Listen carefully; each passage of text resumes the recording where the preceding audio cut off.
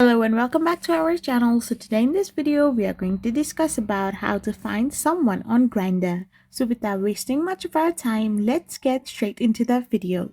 So to find someone on Grindr, you need to simply tap open your Grindr app.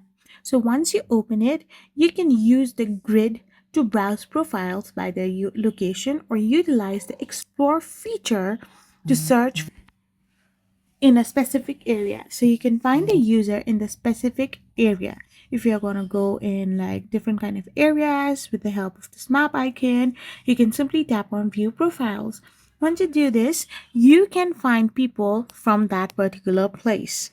So you can also filter your choices by the help of online, age, position, fresh, tags, and more filters like they have given some features like tribes, body type, height, etc.